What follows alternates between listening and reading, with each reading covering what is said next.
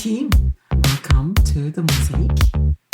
This is the place where we piece together elements of business and life, one intentional piece at a time to make ours something beautiful and masterful. So this episode is going to get a little bit personal, a little bit punchy, and hopefully somewhat practical. Because we are talking about something that creeps into, I believe, all of our lives, whether you're in business, in tech, or just trying to show up fully in your life. And that is the imposter syndrome. Okay. So I did a little Google search. Okay. So the Google search, the AI overview of it defines imposter syndrome as a psychological experience of self-doubt and feeling like a fraud despite the evidence of your abilities.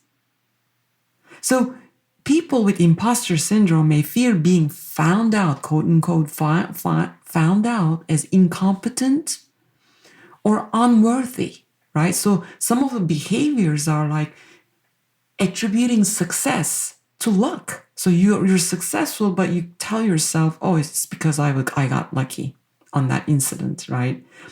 You're avoiding reaching your potential, working too hard, right? And the beliefs are you're not as talented, you're not as worthy as others think, right? What a hurtful and harmful feeling and mental being, right? We know that, but it creeps in. So let's be honest. This one is real, and the conversation, the subject of this podcast is inspired by a very recent and a real interview I had for a highly technical role in my team. Okay, so maybe a little bit of a background on this. So here's really what happened. So I am on a video interview with a candidate who is applying for a technical position in my team. Now, during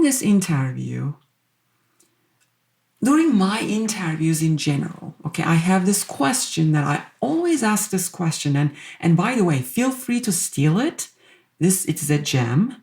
And feel free to steal the way to handle this question and really how to tackle this question nicely also. Okay, so let me give you this is a little bit of a sidetrack, but I'll mention it, okay? So the question is, usually you get this question, tell me one of your strengths and one of your weaknesses, right? This is just a very regular question. And usually interview candidates have something in mind to answer this question when they are preparing for an interview. So it's very standard answer, but that's not what I ask. First of all, I ask, tell me 3 of your strengths. And later I ask 3 of your weaknesses. Now, when you ask this question, first of all, you need to stop and listen. And you cannot let the candidate off the hook with just 1 or even just 2. No, you're not going to do that, okay? Because where the gem is really you need that third strength or the third weakness. That's what you need to hear. So I've had interviews with candidates that we literally waited. We sat and this awkward silence. I said, that's fine, take your time, but I do need 3 of your weaknesses. So first one comes in super fast. Second one, easy. Sometimes the third one becomes a different version of the first one. So you have to really judge, is this a new weakness this candidate is giving me? Or is it something different, right? So if it is the same thing, I also call it out, right? Oh, wait, this is really the first one that you mentioned. And then another follow-on question that you can ask is, okay, well, this is fine, but can you tell me how this weakness shows up for you at the workplace? Right? So this is also a great follow-up. So here in this question, with this question, you're trying to find out specific examples of what really the weakness that this person is talking about. Like if it gives you some clarity or more insights into what they really mean by this weakness, right? So feel free to use this question. It is a very insightful question. And I've even had incidents, the person says, I just can't come up with my third weakness. I said, you know what? Let's move on the interview. Other people can take their turns. But the next time you come to me, I'll ask you this question again, right?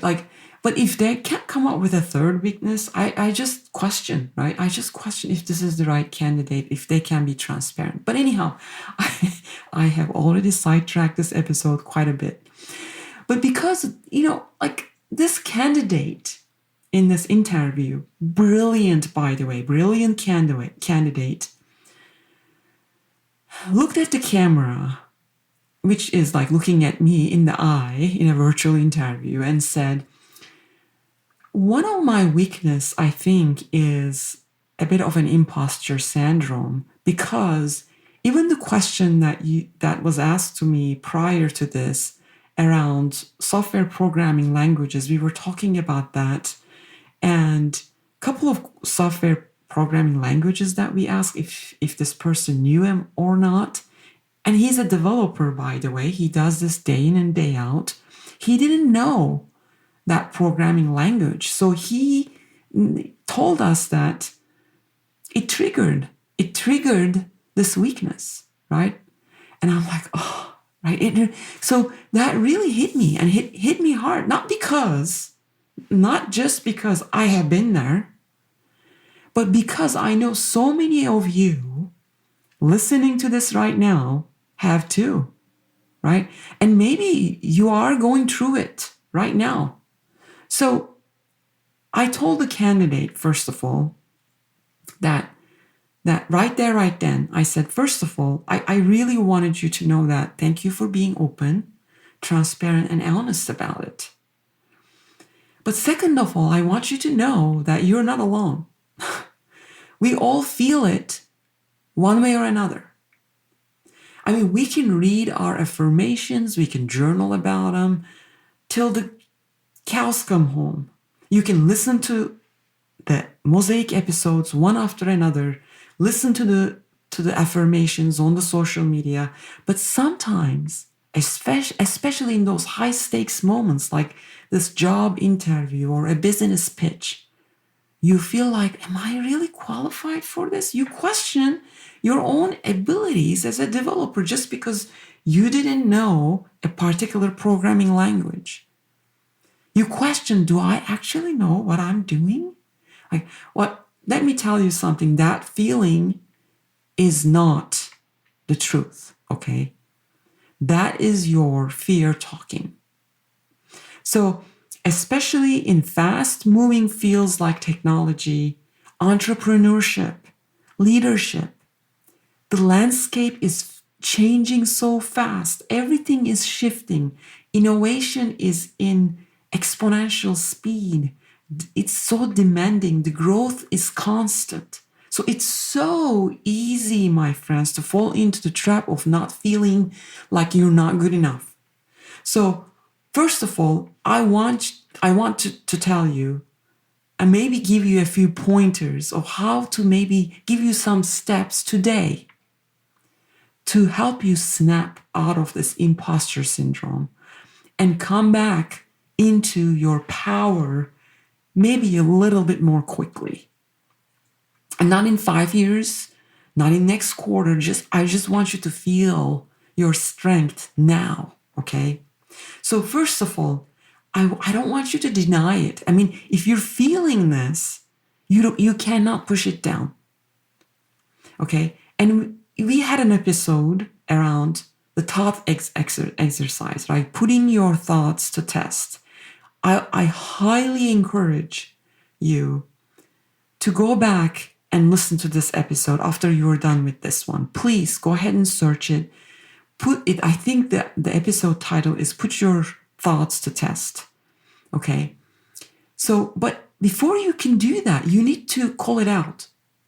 You have to say, look, oh, and you can use it in a way that, hey, I have this feeling like an imposter syndrome right now.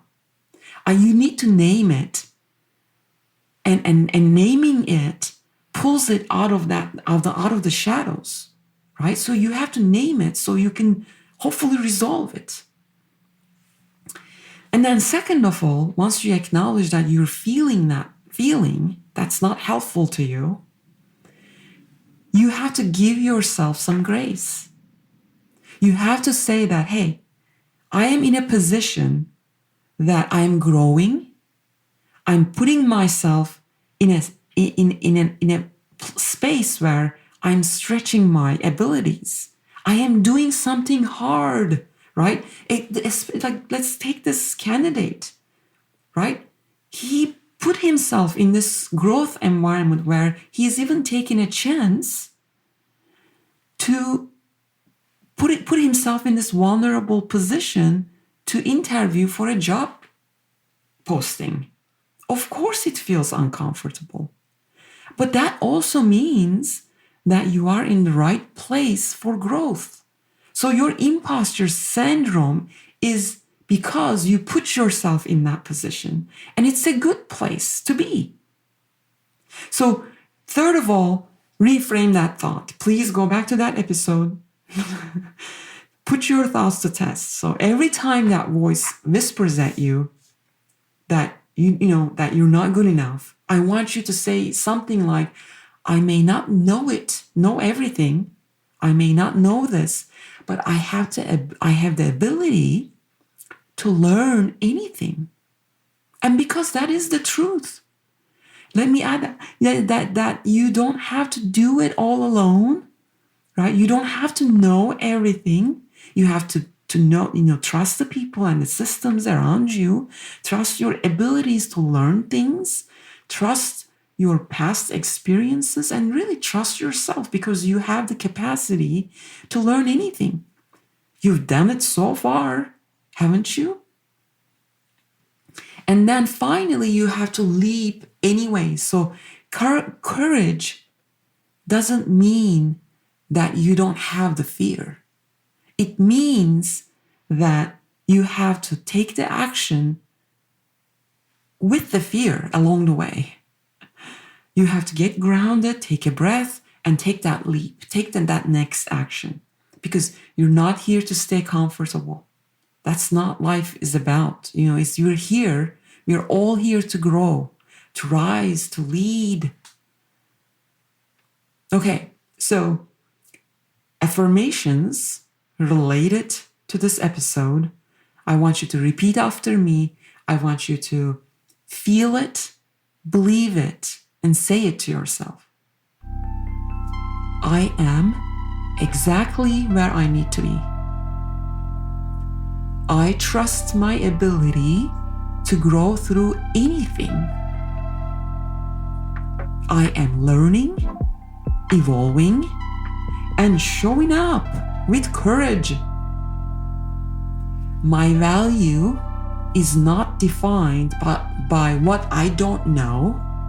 It is defined by who I am becoming. I release the need to be perfect, and I embrace my progress. I am not an imposter. I am a leader in the making. All right, team. Here is what I want you to do today. I want you to reflect. Where has imposter syndrome shown up for you recently? I want you to name it. Write it down. And write it down that is a lie that you've been believing. Okay? It's a lie. Don't believe in that lie, okay? And next, you need to reframe it. Replace each lie with a truth. and then act on it.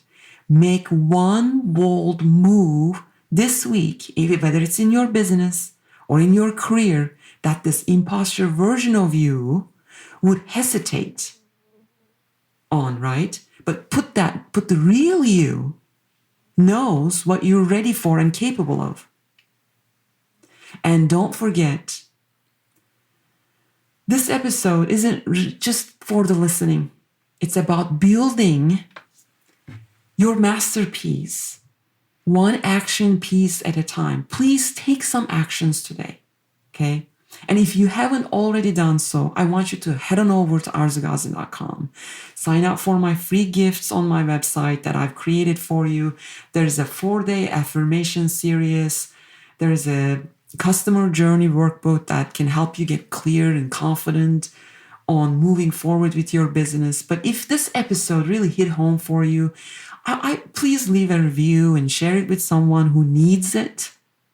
Because when you share it, when you comment on it and review it, it helps more people find this podcast, and it makes this world a better place. And I want you to know you're not alone. You're not an imposter. You're just becoming the next version of your amazing self. I love you. I believe in you. I am out. Until the next episode.